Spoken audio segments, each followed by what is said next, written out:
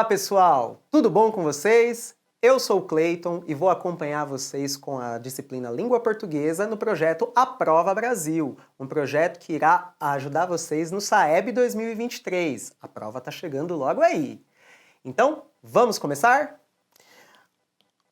Hoje nós vamos iniciar com o texto de divulgação científica, que é um texto que traz informações sobre pesquisas e descobertas da ciência.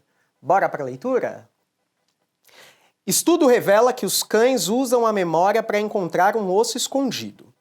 Como o faro dos cães é poderoso, costumamos pensar que eles usam o olfato para tudo. Mas um novo estudo revelou que os cachorros usam mais a memória do que o faro para encontrar petiscos escondidos. Pesquisadores dos Estados Unidos analisaram o resultado de um jogo feito com 500 cães ao redor do mundo. Cada cachorro via seu tutor posicionar 2 copos de cabeça para baixo na sua frente. Em seguida, a pessoa colocava um petisco embaixo de um dos copos, então os olhos do cão eram cobertos e o tutor mudava o petisco de lugar. Se o cachorro utilizasse o olfato, acertaria em qual copo estava o petisco. Entretanto, a maioria errou, porque utilizou a memória para lembrar onde seu tutor havia colocado o petisco.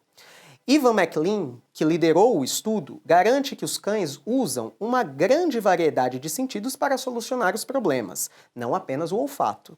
Alguns cães têm boa memória, enquanto outros se saem melhor seguindo as orientações de seus tutores ou se comunicando. O pesquisador Brian Harry afirma que não devemos subestimar a inteligência dos cachorros. Abre aspas. A maioria das pessoas pensa na inteligência como um copo que está mais vazio ou mais cheio. Mas a inteligência é mais como um sorvete. Todos têm sabores diferentes. Ser bom em uma coisa não significa que você será bom em tudo. Fecha aspas. Bom, como eu falei, o texto de divulgação científica, ele traz informações da área das ciências. E nós chamamos essas informações, elas possuem um método científico. Esse método científico, ele começa com um questionamento. Nesse texto, a gente viu que o questionamento é: será que os cães, eles têm memória ou eles só usam do olfato? Então, o que eles fizeram, os pesquisadores, para desenvolver a resposta para essa teoria e depois informar nesse texto? Como nós lemos, eles fizeram um experimento prático. Eles colocavam um petisco em um dos copos, deixava o cachorro vendo, depois vendava o cachorro e trocava o petisco dos copinhos. E aí depois tirava a venda e aí tinha que ver se o cachorro ia acertar ou errar. Na verdade, o intuito para chegar na resposta seria legal se o cachorro errasse, né? Era o esperado, porque se ele errasse, mostrava que o cachorro usou a memória. Porque se ele usasse o faro, ele acertaria qual que era o copo verdadeiro. Então, esse tipo de experimento, um experimento prático, traz essa resposta para este questionamento que eles estão fazendo. E a partir dessa pesquisa, eles desenvolveram esse gênero textual, que é o texto de divulgação científica. Qual é o objetivo do texto? Então, se eu falei para vocês que o texto de divulgação científica ele tem o objetivo de trazer novidades e informações sobre a área de ciências, especificamente esse texto, a função dele, o objetivo dele é mostrar uma informação nova a respeito dos cães, que os cães possuem memória e que isso é comprovado cientificamente por meio de experimentos. A próxima pergunta é: que palavra poderia ser usada para substituir o termo estudo no título do texto? Mas vamos recordar um tema muito importante que vocês já devem ter estudado na escola, que são os sinônimos.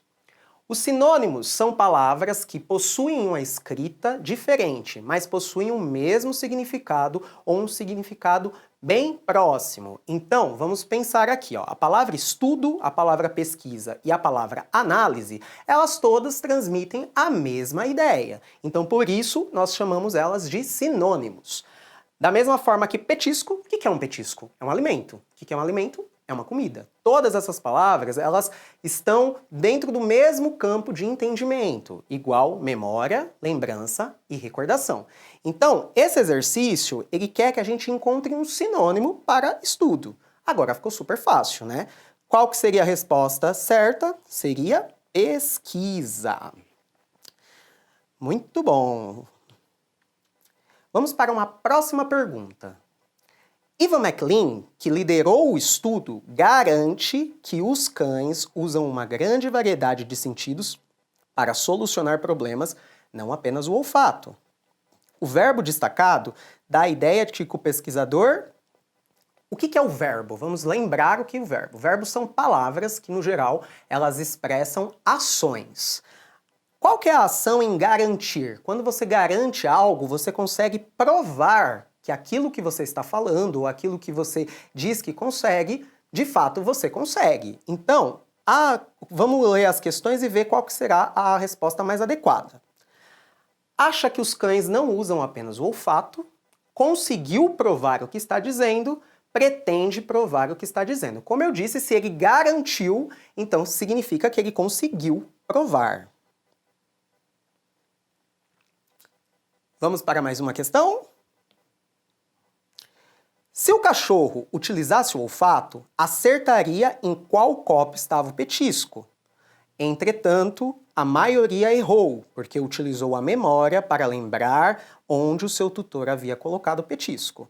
Os termos destacados podem ser substituídos sem alteração de sentido por. Eu vou dar uma dica para vocês quando vocês tiverem uma questão que fala para você fazer substituição. Se você tiver muita dúvida, você faz essa substituição. Você faz uma leitura mental, assim, né, silenciosa, substituindo as palavras. E aí você já vai perceber se elas se encaixam ou não se encaixam. Mas vamos falar especificamente dos termos que aparecem aqui. A palavra entretanto, ela tem uma função muito específica na nossa linguagem. Qual que é essa função? Ela vai apresentar uma nova ideia que vai se opor à ideia anterior. Então vamos ver. A primeira ideia é, se o cachorro utilizasse o olfato, acertaria em qual copo estava o petisco. Então aqui nós temos uma ideia de que o cachorro poderia acertar.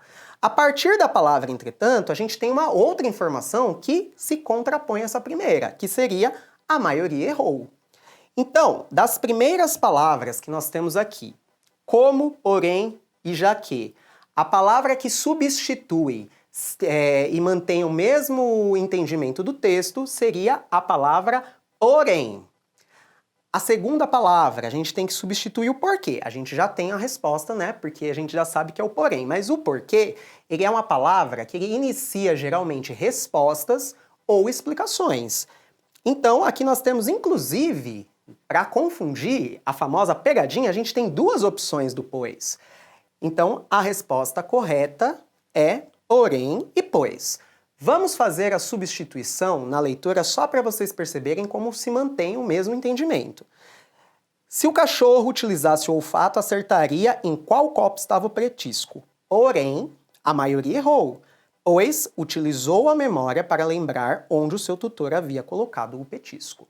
Vocês notaram que a gente manteve o mesmo sentido, primeiro criando uma nova ideia e segundo dando uma explicação sobre isso. Como eu falei do entretanto e do porém, quero também fazer o destaque para outra palavra que normalmente no texto vai ter essa mesma função de apresentar uma ideia nova, criando uma oposição com a ideia que já foi passada. Essas palavras, elas são entretanto, porém e mas. Eu trouxe 3 exemplos para vocês. Meu cachorro é muito inteligente, mas ele só faz bagunça.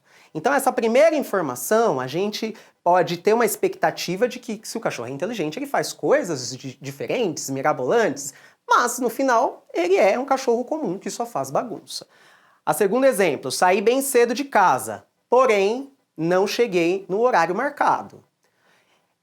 Quem sai cedo de casa, a gente espera que a pessoa chegue no horário. Então vocês estão percebendo que essa segunda informação, na segunda frase, ela cria uma oposição à expectativa da primeira frase. E a terceira é, ele jogava muito bem, entretanto, não estava em um dia de sorte. A mesma coisa.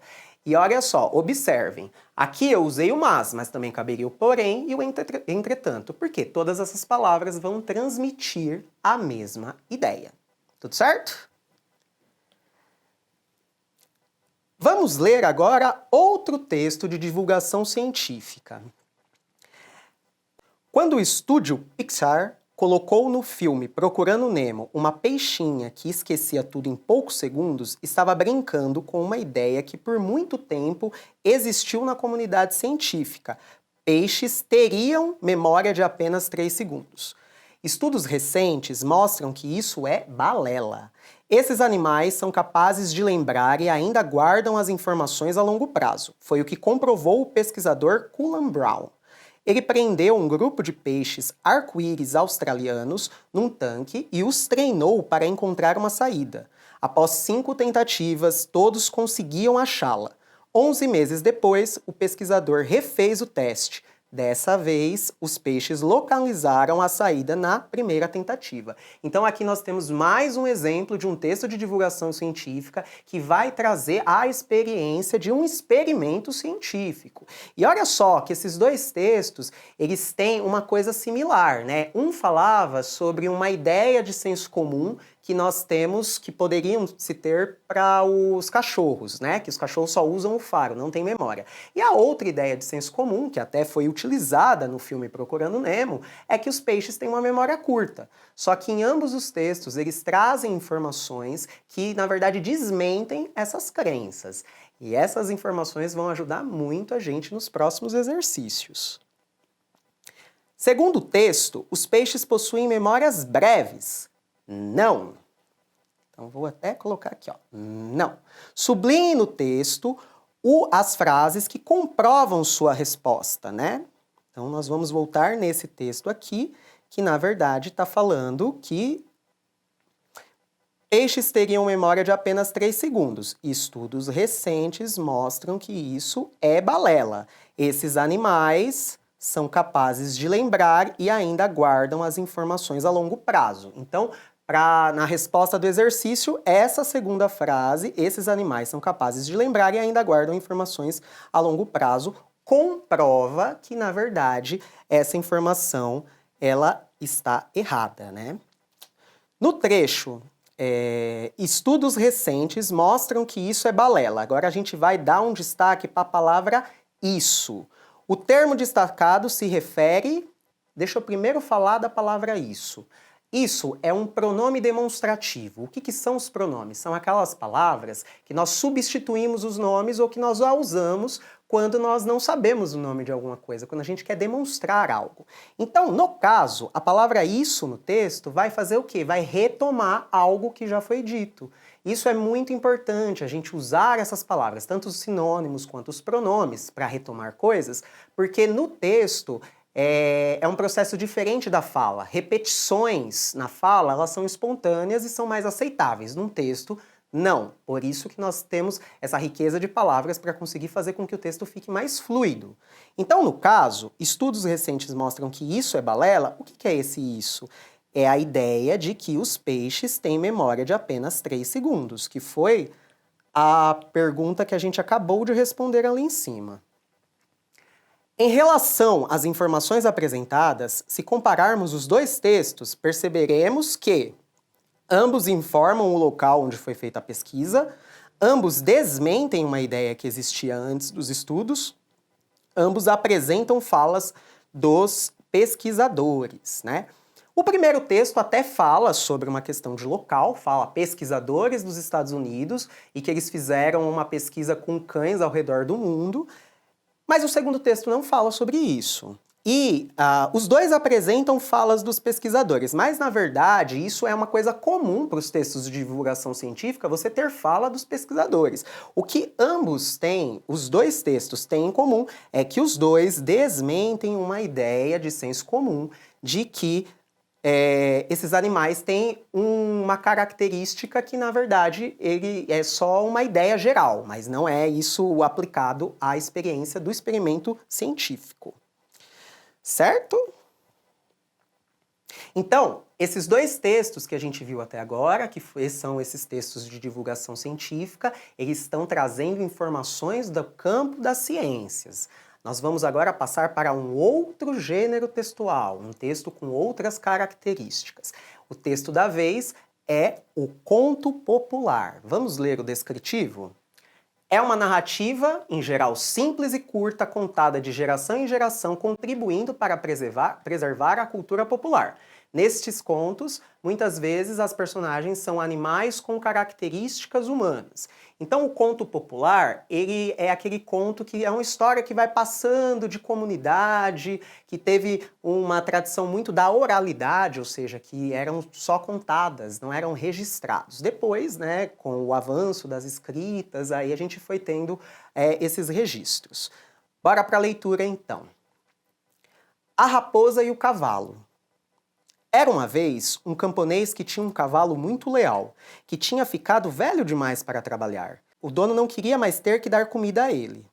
"Você não serve mais para nada", disse ele, "mas não lhe quero mal. Se você tiver força o bastante para me trazer um leão, pode ficar comigo, mas agora é melhor dar-o fora do meu celeiro." Dizendo isso, soltou-o no pasto aberto. Muito triste, o cavalo foi para a floresta. Lá encontrou a raposa que lhe perguntou: "Por que é que você está assim, tão sozinho?" "Pobre de mim", disse o cavalo, "meu dono esqueceu todos os serviços que lhe prestei em tantos anos e não quer mais me dar comida e me mandou embora. Disse que ficava comigo se eu ainda tivesse força o bastante para levar um leão para ele. Tenho certeza de que eu nunca vou poder fazer isso." "Se é assim", disse a raposa, "eu ajudo você. Deite, fique bem esticado, absolutamente imóvel, como se estivesse morto." O cavalo fez exatamente como a raposa mandava. Enquanto isso, ela foi até a toca do leão, que não era longe dali. "Sei onde há um cavalo morto", disse ela. "Venha comigo e você vai ter muito o que comer." O leão foi com ela, e quando chegaram junto ao cavalo, a raposa disse: "Aqui você não consegue comê-lo confortavelmente. Tenha uma ideia. Vou amarrar o cavalo no seu rabo. Aí você pode arrastar o bicho até a sua toca e comer como quiser." O leão gostou da ideia, mas a raposa amarrou as patas do leão junto com o rabo. Torceu bem e prendeu tão forte que, mesmo fazendo toda a força, o leão não ia conseguir se soltar. Quando terminou, deu um tapinha na anca do cavalo e disse: "Vamos, cavalo, puxe!" Num relance, o cavalo deu um pulo e saiu correndo. Foi arrastando o leão por montes e vales até a porta do dono. Quando o dono viu o que estava acontecendo, mudou de ideia e disse para o cavalo: "Você pode ficar comigo, que vai ser muito bem tratado." E deu ao cavalo tudo o que ele quis comer até o dia da sua morte. É legal nesse texto ver essa esperteza da raposa, né? A raposa é um animalzinho que ele sempre tem a gente tem esse imaginário de que ele é um animal esperto, muito inteligente. Ele dá aqui ele faz um plano mirabolante para ajudar este cavalo. Muito legal, né, esse conto. No exercício anterior, pessoal, eu falei sobre a palavra isso, que era um pronome e que a função dos pronomes é retomar algo que já foi dito. No exercício que a gente vai fazer agora, nós também vamos trabalhar com os pronomes. Então observem aqui comigo. As palavras em destaque, o ela, o lhe e o ele também são pronomes. E qual que é a função deles no texto? A função deles no texto é retomar palavras que já foram faladas, como eu disse, para o texto ficar mais fluido, não ficar tão repetitivo. Então esse exercício a gente tem que relacionar cada pronome dessa coluna com os substantivos dessa coluna. Só recordando o que são substantivos. São todas as palavras que dão nome aos seres que existem na nossa vida. Então, por exemplo, o camponês é o nome que se dá para uma pessoa que mora no campo. O cavalo e a raposa são nomes de espécies de animais. Então vamos lá.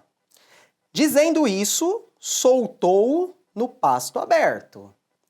Vamos só retomar o texto para a gente não perder? Lá na primeira parte, ele fala aqui que era melhor ele dar-o fora do meu celeiro. Dizendo isso, soltou-o no pasto aberto. Então, quem soltou foi o camponês. E esse "o", então, está fazendo referência ao cavalo. Então, a gente vai fazer a ligação aqui com o cavalo. Enquanto isso, ela foi até a toca do leão. Pela leitura, a gente sabe que quem foi até a toca do leão foi a raposa. Então a gente faz a ligação aqui. Lá encontrou a raposa que lhe perguntou: Quem encontrou a raposa? Quem encontrou a raposa foi... Vamos voltar lá no texto? Muito triste, o cavalo foi para a floresta. Lá encontrou a raposa que lhe perguntou. Então, quem encontrou a raposa foi o cavalo. Você não serve mais para nada, disse ele. Quem disse isso foi o camponês. Muito bem, vocês viram então qual que é a função dos pronomes? Retomar esses nomes para que o texto não fique repetitivo.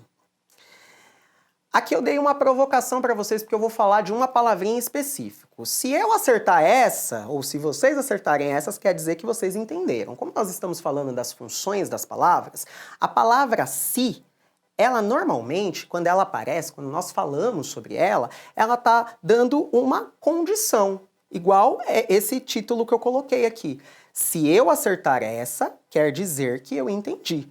Então, se você tiver força o bastante para me trazer o leão, pode ficar comigo. Então, aqui eu estou tendo a expressão de uma condição. Certo? Observe as palavras destacadas nos seguintes trechos. Lá encontrou a raposa, enquanto isso, ela foi até a toca do leão. Há palavras na nossa língua portuguesa que nós chamamos elas de advérbios. Os advérbios são palavras que criam circunstâncias de espaço e de lugar, como esses exemplos aqui. O lá, ele faz uma indicação de um espaço, e o enquanto isso faz uma indicação de tempo. Então, a que essas palavras se referem? Respectivamente, elas se referem a lugar e tempo. O que indica a expressão enquanto isso? Eu vou retomar no texto só para não ficar dúvidas e a gente poder falar sobre o enquanto isso. Quando a raposa fala lá com o cavalo, aparece esse trechinho aqui, ó. O cavalo fez exatamente como a raposa mandava. Enquanto isso, ela foi até a toca do leão, que não era longe dali. Então, enquanto o cavalo fez o que a raposa tinha pedido, que seria fingir de morto, ela foi até o leão. Vocês percebem que existe, então, dois eventos que estão acontecendo ao mesmo tempo. E isso é marcado, expressado no texto, pela expressão enquanto isso. Então, o que indica a expressão enquanto isso? Uma simultaneidade de ações.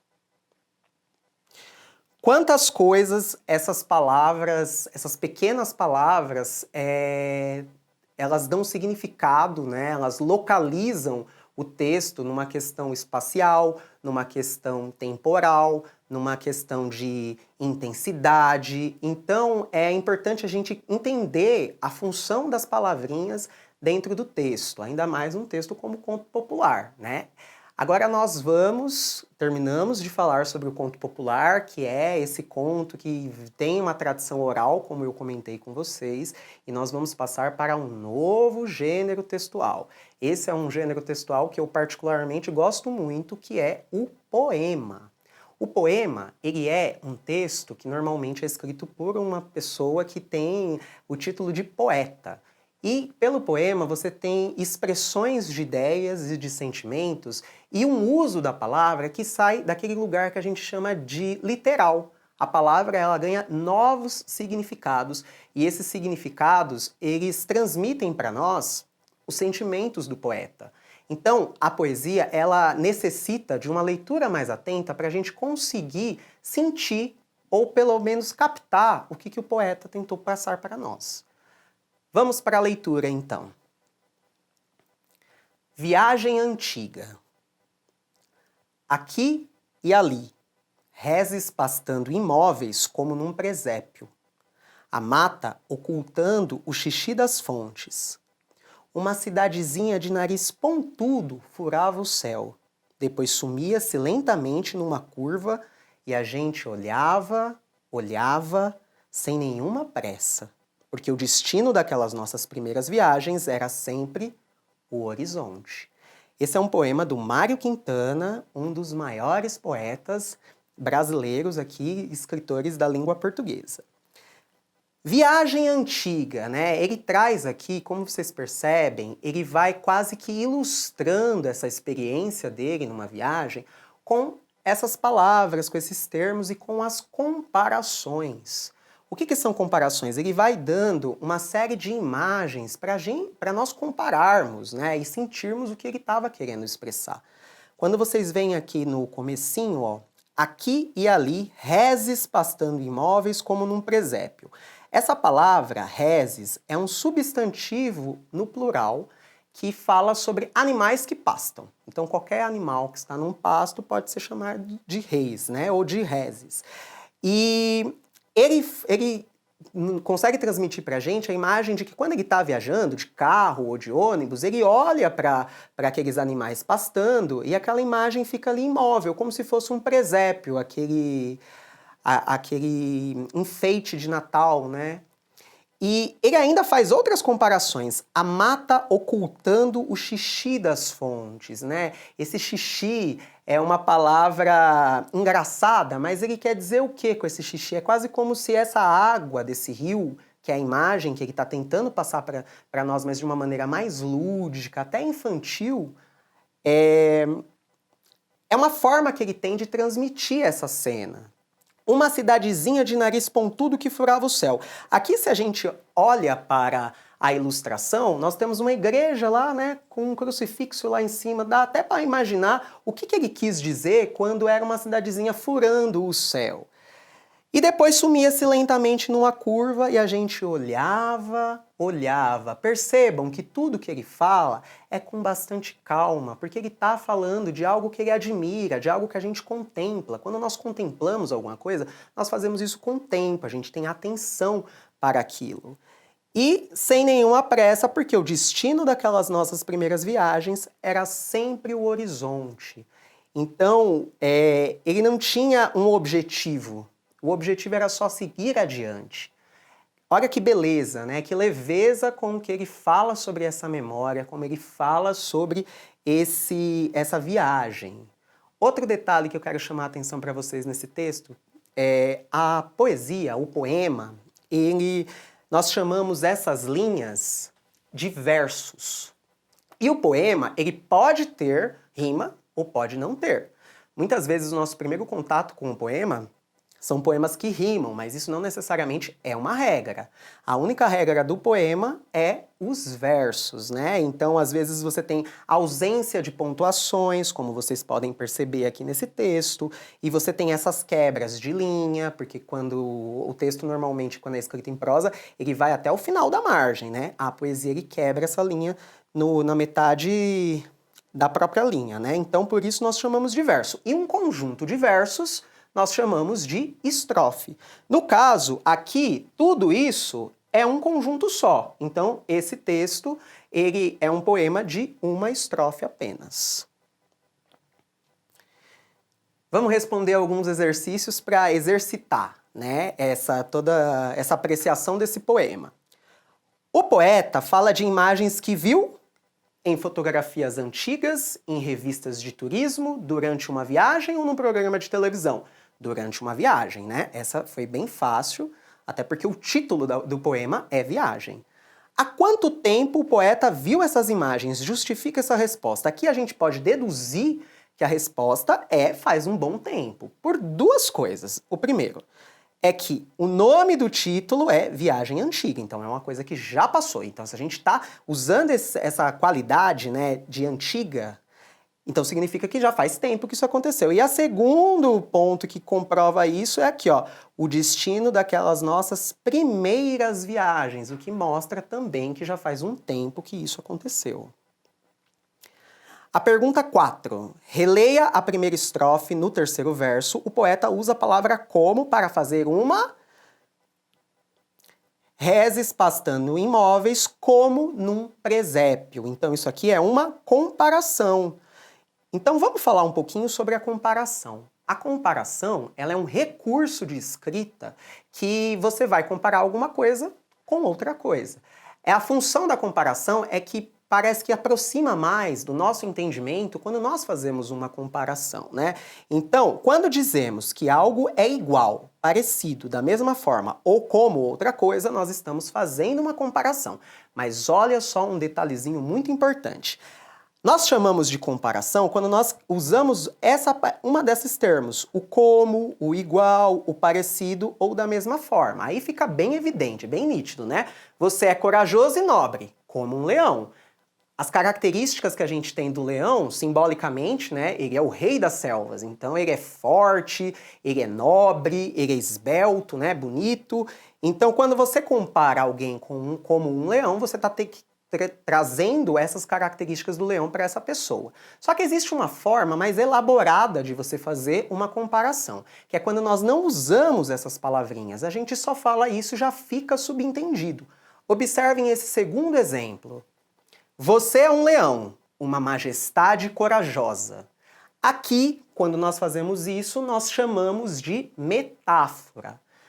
Percebam que é a mesma coisa, os dois exemplos. A diferença é que eu uso uma palavra que vai identificar a comparação. A outra, eu entendo que é uma comparação, uma vez que eu sei as características de um leão e o que isso representa quando eu chamo que alguém é como um leão. Olha que interessante também quando nós conseguimos fazer essa comparação com uma fotografia. A fotografia, ela também transmite informações para nós. Nós também podemos chamá-la de texto. Só que é um texto que não usa palavras. Mas, observem, quando eu olho para essa fotografia, eu consigo ver uma mata fechada, né, com bastante árvore, bastante elementos da natureza, e um rio. Com qual trecho do texto é possível a gente fazer essa comparação dessa fotografia com um verso do texto? Então nós temos lá a mata ocultando o xixi das fontes. Olha que outra coisa interessante para eu fazer o destaque aqui. A mata ocultando, ou seja, a mata está escondendo, mas a mata se mexe para estar escondendo alguma coisa? E as fontes fazem xixi? Na verdade, esses termos, vocês estão percebendo que é quase como se a gente estivesse dando ações humanas para seres que não são inanimados, né? Que eles não falam, eles não têm esses tipos de ações. E isso também é um recurso de escrita. Assim como eu falei para vocês da comparação e da metáfora, aqui nós temos um outro recurso de escrita que ele é chamado de personificação. É um outro recurso de escrita que ele vai atribuir ações e desejos humanos para seres inanimados. Vamos ver os 3 exemplos que eu tirei do próprio poema. A fonte fazendo xixi, a mata ocultando o xixi das fontes e a cidadezinha de nariz pontudo furando o céu. Todas essas 3 ações, elas representam ações que normalmente não acontecem com esses seres, né? A fonte, a mata, a cidadezinha, elas não têm esses tipos de ações. Então isso é um recurso estilístico que causa para nós, leitores, uma imagem, né? E fica até mais agradável. E só para deixar claro, né, porque já que eu falei da fotografia, que a fotografia é também um tipo de texto, só que é um texto que não usa palavras, mas também nos traz muita informação, seja pelo seu registro, ou seja pela sua elaboração artística, vamos ter total diferença do que é um texto não verbal e um texto verbal. Se vocês observarem aqui no nosso material, nós temos 2 informações que são iguais, só que elas são transmitidas de formas diferentes. Aqui nós temos o rosto de um homem e o rosto de uma mulher e um balão de fala muito comum nos quadrinhos, né? E com vários símbolos mostrando, né, nos dando uma ideia de que ele está falando muitas coisas para essa moça. E aqui do lado nós temos isso literalmente escrito.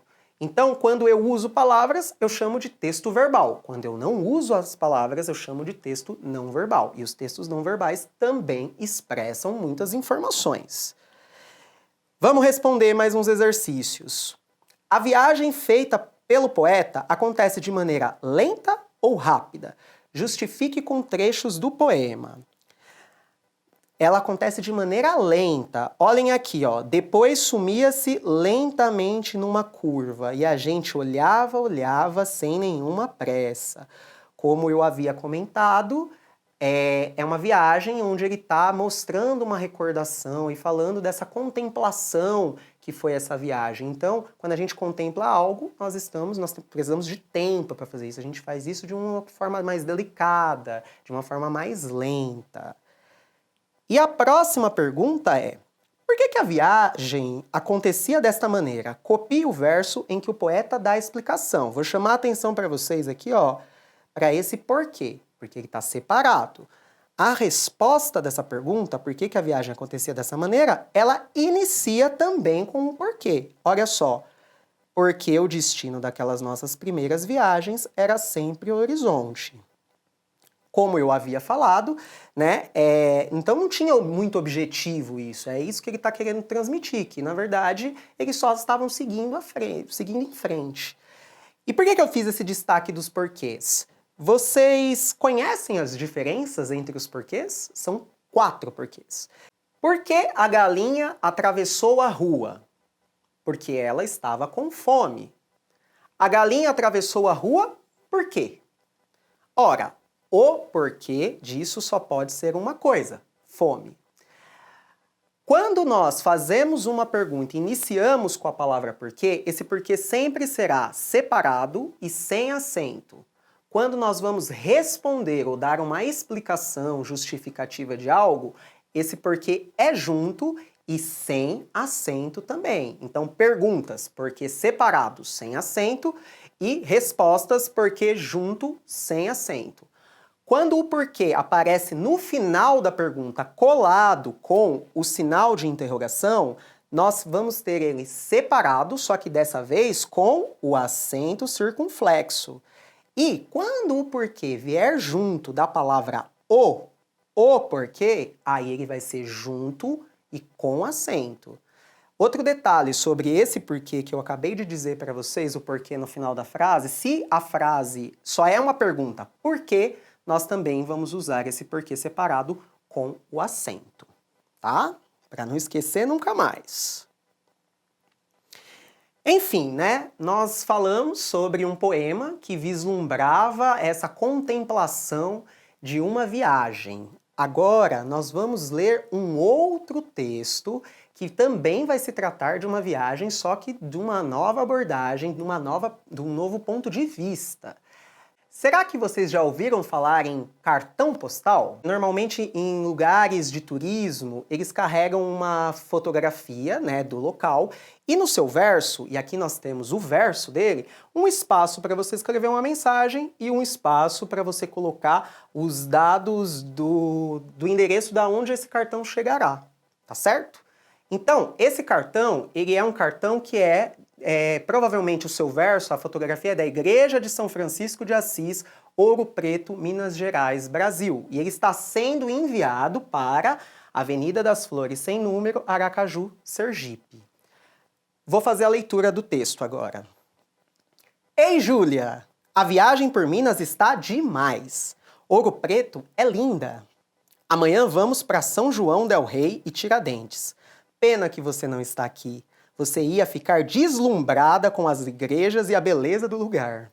Quando chegar, te dou mais detalhes. Beijos, Mari. Vocês perceberam que esse tom, né, é um tom que demonstra muita empolgação, né, uma espontaneidade. É quase como você está fazendo uma viagem muito divertida e aí você quer falar com um amigo sobre isso. Hoje em dia, com os celulares, a internet, a gente posta foto, a gente manda mensagem, mas durante muito tempo esse era um recurso que, quando você estava viajando, você utilizava para fazer uma recordação e para mostrar que a viagem estava bem bacana. Vamos responder alguns exercícios agora sobre esse cartão postal. Qual sinal de pontuação mostra que a viajante está muito empolgada com a viagem? O sinal é a exclamação. Percebam que ela usa muitas vezes a exclamação porque é sincero, né? Essas mensagens elas mostram a sinceridade, a empolgação, a felicidade e a diversão que a Mari estava tendo na viagem. E a segunda pergunta seria: possível não usar nenhuma pontuação como ocorre no poema que você leu? Não, não seria, né? O texto em prosa, que é esse mais narrativo, ele precisa da pontuação até mesmo para a gente entender as entonações, né? Entender as pausas, entender o assunto. A pontuação ela é muito importante para como nós recebemos essa mensagem. Existe a pontuação no poema também, mas ali é um pouco mais livre porque o poema é um texto que ele, por usufruir de outros recursos da nossa escrita e por ter uma outra intenção, uma intenção de uma mensagem mais contemplativa, aí às vezes ele pode ter pontuação ou não, mas os outros textos, no geral, eles precisam de pontuação.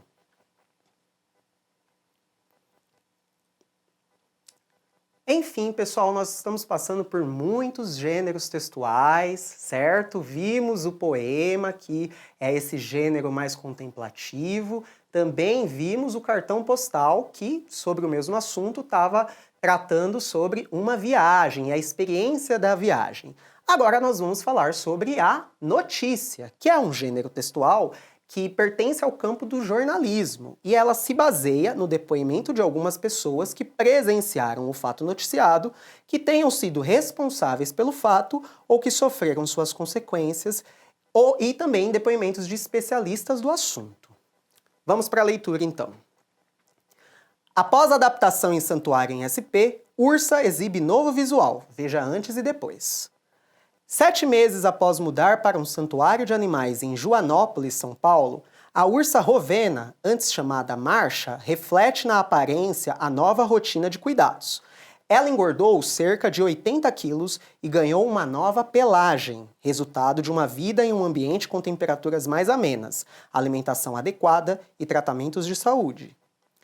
Durante a campanha de transferência dela do Piauí para o interior paulista, o animal chegou a ficar conhecido como a ursa mais triste do mundo. Ela enfrentava temperaturas de até 40 graus no antigo lar. A ursa viveu 25 anos em um circo, foi resgatada no Maranhão e doada ao Parque de Teresina pelo Ibama.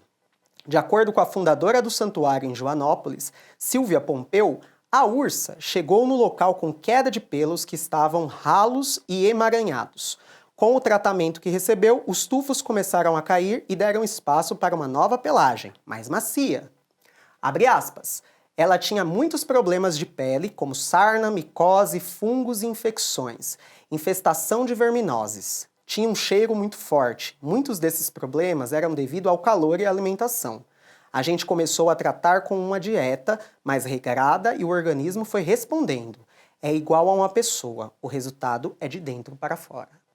Muito triste essa situação, né, de maltrato aos animais, né? Na época da notícia, ficou tudo bem com a ursa, felizmente, né? E nós percebemos aqui nesse gênero, que é uma notícia, que ele está relatando um acontecido. E o acontecido que ele está relatando aqui se trata de uma ursa que estava passando por maus tratos e que ela tinha sido resgatada. Então o fato noticiado foi exatamente esse resgate, essa recuperação dessa ursa. E aqui nós temos uma outra notícia com uma abordagem que eu quero que vocês comparem, as duas abordagens. Uma, ela estava fazendo um tipo de relato, e aí vamos olhar para o relato deste aqui. A ursa mais triste do mundo terá sua história contada por Rita Lee. A ursa estava tão triste que andava em círculos, gastando o chão de sua jaula. Estava tão triste que havia perdido grandes áreas de sua pelagem até do rosto, quase pelado. Tão triste que seu peso normal de 200 quilos havia se reduzido pela metade. Assim caminhava a ursa siberiana, Marcha, no zoológico de Teresina, cega e sob temperaturas de 40 graus. Era uma ursa tão, mas tão triste que ganhou na internet o apelido de a ursa mais triste do mundo. Marcha agora também inspira um livro infantil de Rita Lee, com o nome Amiga Ursa, uma história triste, mas com final feliz. É uma obra ilustrada por Guilherme Francini e será lançada em julho pela Globo Livros. Vocês perceberam que nessa notícia, o repórter, né, o jornalista, ele já trata essa história de um tom muito mais dramático. Olhem quantas vezes ele repete tão triste, tão triste, tão triste. Essa repetição, ela é proposital, porque ela causa em quem está lendo esse sentimento de tristeza. E nós somos normalmente seres muito empáticos com os animais. Nós não gostamos que os animais sejam maltratados e que vivam em tristeza. Então, quando esse texto reforça, ele cria uma proximidade com nós. Vamos responder uns exercícios, então.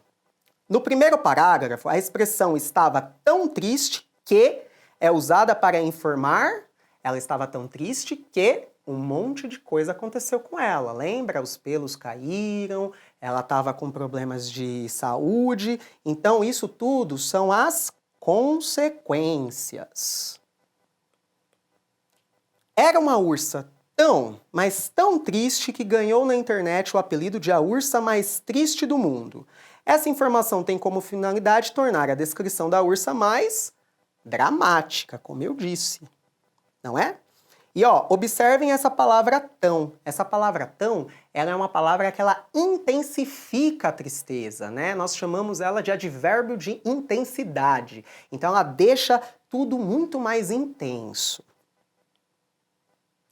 Copie do livro, o título do livro que aparece na notícia. Já copiei aqui para vocês. Amiga Ursa, uma história triste, mas com um final feliz.